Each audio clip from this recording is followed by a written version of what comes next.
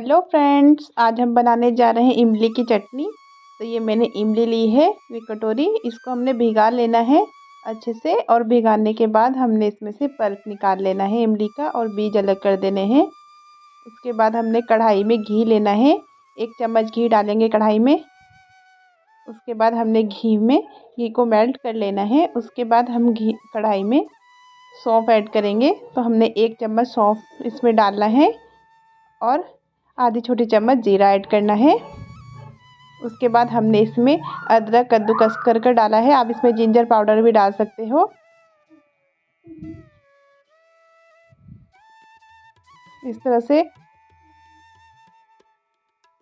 अब हमें ये अदरक को अच्छे से मिक्स कर लेना है। उसके बाद हमने इसमें इमली का पल्प ऐड करना है। तो ये देखिए, हमने इमली का पल्प इसमें डाल लेना है कढ़ाई में, और इमली का पल्प डालने के बाद इसको अच्छे से बॉईल करना है।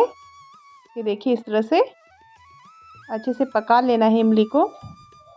उसके बाद हमने इसमें गुड़ ऐड करनी है। उससे पहले हम इसमें थोड़ा सा नमक ऐड करेंगे। तो ये देखिए, हमने इसमें नमक डाला है, आधा 1 चम्मच।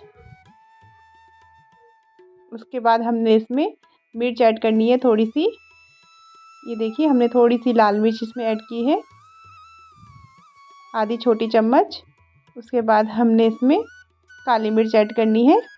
तो 1 चम्मच हमने इसमें काली मिर्च ऐड करनी है। तो हम इमली की खट्टी मीठी चटनी बना रहे हैं, इसलिए हमने इसमें नमक मिर्च ऐड करा है। उसके बाद हमने इसमें बॉईल आने देना है।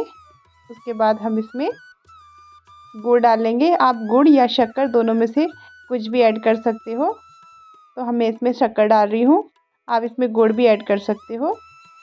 तो ये देखिए, मैंने इसमें शक्कर डाली है, 7 से 8 चम्मच आप इसमें शक्कर ऐड करना। उसके बाद आप अपना टेस्ट करके देखना, आपको किस अकॉर्डिंग थोड़ा खट्टा मीठा चाहिए तो आप मीठा थोड़ा उसमें और भी बढ़ा सकते हो। ये देखिए, इस तरह से हम इसको बना लेंगे, और इसमें फिर से ऑयल आने देंगे। ये देखिए, ये हमारी इमली की चटनी बॉईल हो रही है। इसको हम थोड़ा पतला ही रखेंगे, क्योंकि ये ठंडी होने के बाद बहुत गाढ़ी हो जाती है। ये देखिए, हमारी इमली की चटनी बिल्कुल बनकर रेडी हो चुकी है, और खाने में बहुत ही टेस्टी लगती है और बहुत ही जल्दी बन जाती है। तो आपको मेरी रेसिपी कैसी लगी मुझे कमेंट बॉक्स में बताइए। मेरे चैनल को लाइक और सब्सक्राइब कीजिए। धन्यवाद फ्रेंड्स।